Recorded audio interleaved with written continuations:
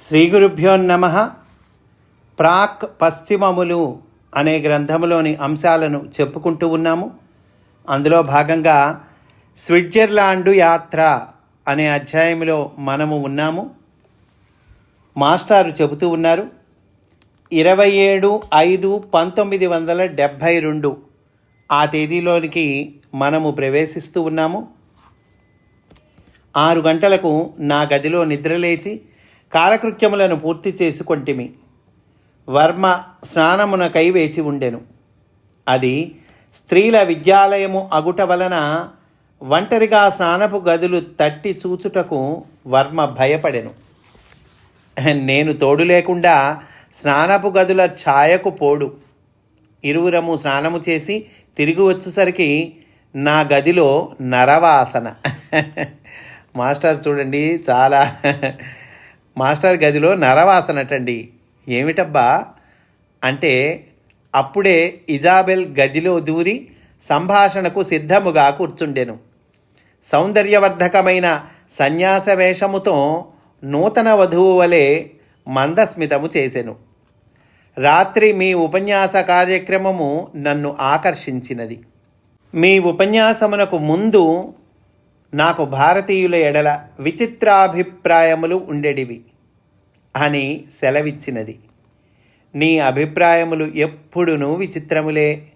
అది నీ ప్రత్యేకత. దానివలననే నాకు నీపై గల గౌరవము అని పలికి తిని. రాత్రి హాజరైన శ్రోతలలో కొందరి తెలివికి ఆమె భయపడుచుండెడిది. వారందరూ తృప్తిపడి పరవశించుట వలన ఆమెకు నాపై గౌరవము పెరిగెను అంటున్నారండి మాస్టర్. ఆ తర్వాత విద్యార్థినుల జిజ్ఞాస అని మాస్టర్ చెబుతూ ఉన్నారండి. విద్యార్థినులలో కూడా అనేకులు నా ఉపన్యాస వివరణమునకు ఆకర్షణ చెందిరట. ఈ అవకాశము సద్వినియోగము చేసుకొనుట ఆమెకు చక్కగా తెలియను. వీలైనంత ఎక్కువ వెలకు విద్యార్థినులు నా సలహా పొందుటకు ఏర్పాట్లు చేశాను. దానివలన నాకు పేరు ప్రతిష్టలు వచ్చుననియు, నానాదేశ విద్యార్థినులు ఉన్నారు కనుక ఆయా దేశములతో నాకు పరిచయము కలుగుననియు ఆమె నన్ను ఊరించెను. నేను నిశ్శబ్దముతో అంగీకరించి తిని. ఆమె ఏర్పాట్లకై క్రిందికి పోయినప్పుడు వర్మ నా దగ్గరకు వచ్చి మూతి బిగించి, ఇక మనము ఊరకుండరాదు. ఈమె మీ ఇంటర్వ్యూలతో విద్యార్థినుల దగ్గర డబ్బు గుంజుచున్నది. సాముద్రికమునకు మనస్తత్వములకు మాత్రము మనము రేటు పెట్టవలయును అని నొక్కి పలికెను. అప్పుడు మాస్టర్ అంటున్నారండి, నేనిట్లంటిని. ఆ విద్యార్థినులు మనకెప్పటి పరిచయమో, దాని ప్రయోజనము ఏమో, దాని వలన వారికి కలుగు మేలేమో ఇప్పుడు తెలియదు కదా. భారతదేశము వదిలి ఇంత దూరము వచ్చి రాజమర్యాదలు అనుభవించుట మనము రేటు పెట్టుట వలన కాదు కదా. జరుగుచున్న దానిని జరిగించుకొనుము. వర్మ తృప్తిపడి మూతి బిగింపు సడలించెను. ఎట్లయినను ఇజాబెల్ వైఖరి వర్మకు నచ్చలేదు. నా ప్రక్కను వర్మ సంప్రాప్తమగుట ఇజాబెల్కు కూడా నచ్చలేదు. వారి పరస్పర గ్రహ సంబంధము ఉన్నట్లు గ్రహించి ఊరకుంటిని. తరువాత అనేక పర్యాయములు ఎలిజబెత్తో సంభాషించుచు ఆమె master is very sweet, Varma is terrible అని చేతులు త్రిప్పినది. ఇజాబెల్ కాలేజీ ఆఫీసులో ఒక నోటీసును అంటించినది. భారతదేశ గురువును వ్యక్తిగతముగా కలిసి కొని సలహా పొందగోరిన వారు నన్ను కలిసి కొనవలెను. విద్యార్థినులు 4-5 గుంపులుగా ఆమె ఇచ్చిన కూపనులు పట్టుకొని మందస్మితములతో కిలకిలా రావములతో నా గది ముందు పిట్టగోడ వెంట పిట్టల వలె చిరించుచుండిరి. ఉదయం 9 గంటల నుండి మధ్యాహ్నము 1 గంట వరకు ఒక్కొక్కరికి వ్యక్తిగత సలహాలు సాగెను. అందు సాముద్రికము, జ్యోతిషము, మనస్తత్వము, వైద్యము, భూతవైద్యము, చేతబడి వైద్యము కూడా సాగినవి. ఒక ప్రత్యేకమైన గదిలో ఇజాబెల్ చక్కని బుద్ధ విగ్రహము, సుగంధ ధూపము అమర్చినది. ఆ గదిలో చక్కని గ్రంథాలయం ఉన్నది.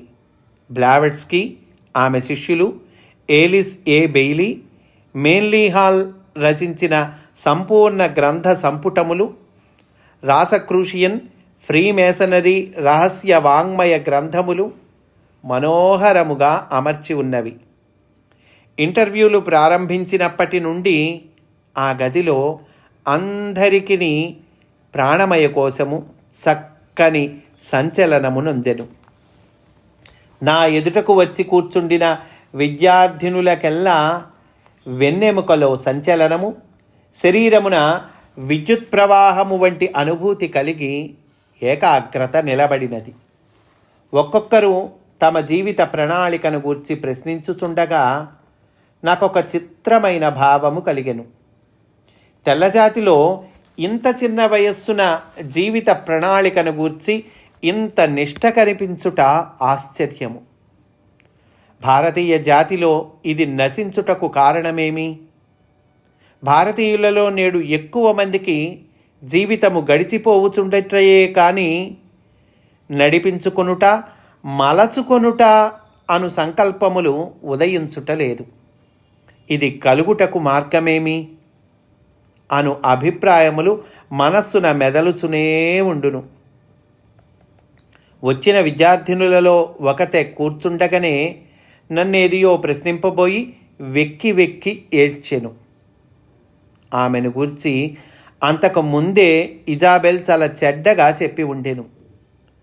నేనొక్క నిమిషము కన్నులు మూసి తెరచి, నీవు ఆత్మహత్యను గూర్చి ప్రశ్నింపదలచితివా అని అడిగి తిని. ఆమె వెంటనే దుఃఖమాపి వికసించిన ముఖమున సంతోషముతో ఇట్లనెను, నేను ఎల్లుండి సాయంకాలము ఆత్మహత్య చేసుకొన నిశ్చయించుకొంటిని. నా స్నేహితులకు కూడా తెలియదు. ఇంతలో మీరు వచ్చితిరి.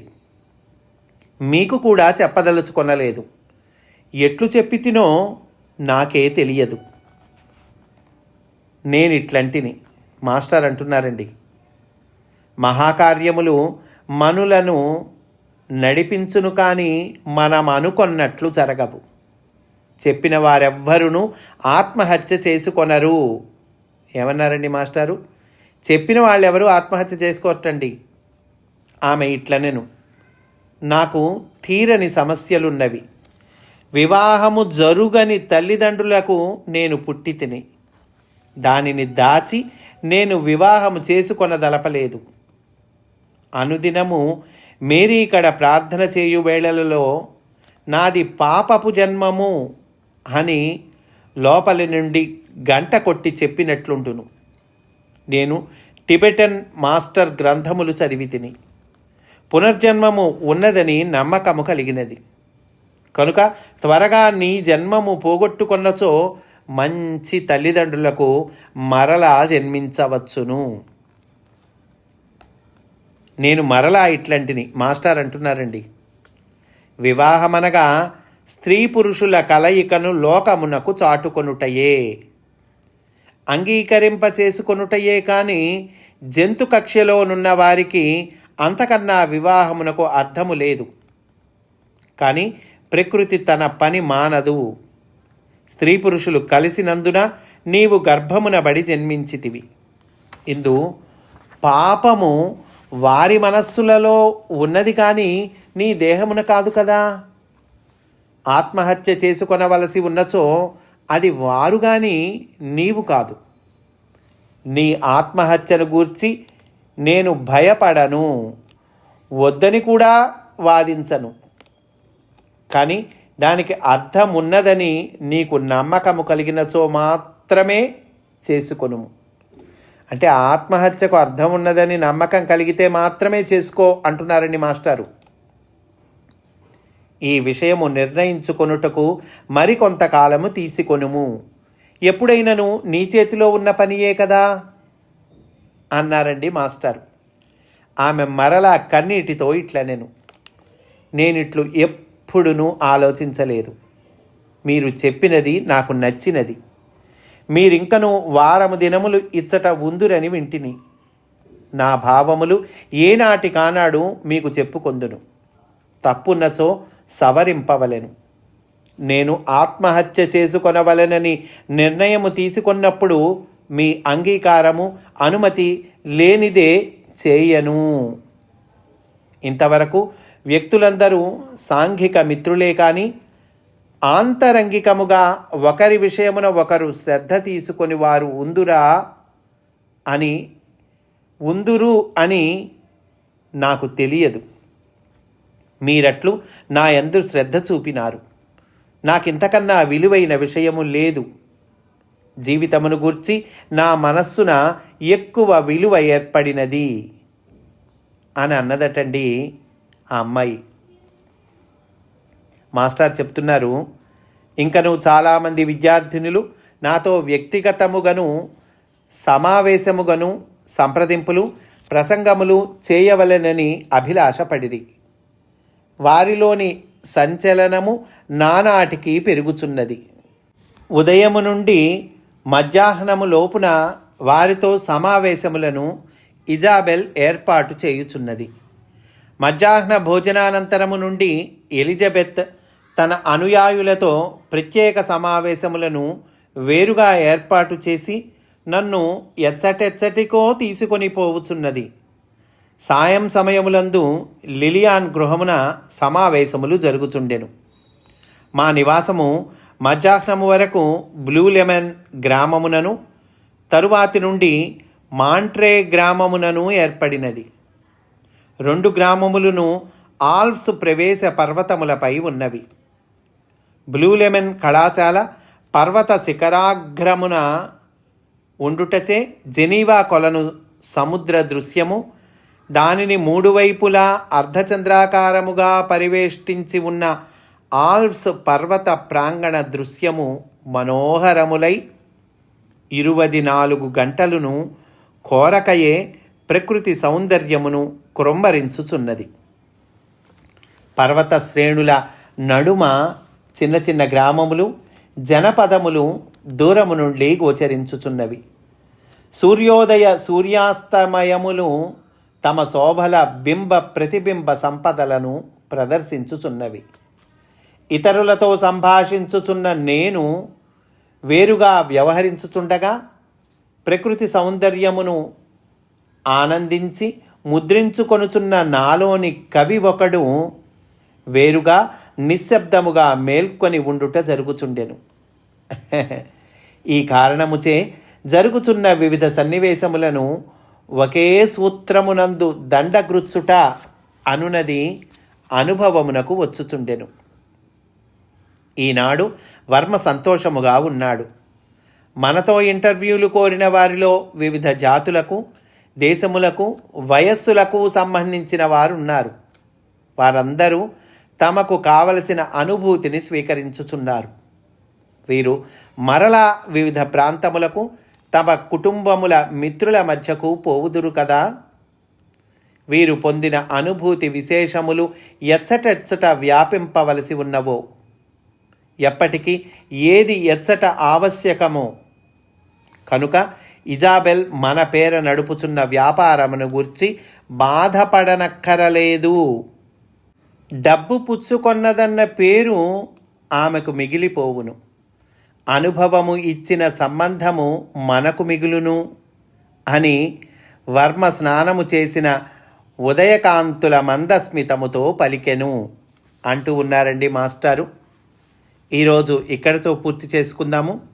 రేపటి రోజున మనము అపురూప వ్యక్తి కెరోల్ అనే అంశంలోనికి ప్రవేశిస్తాము అని సవినయంగా మనవి చేసుకుంటూ స్వస్తి. వాసుదేవా.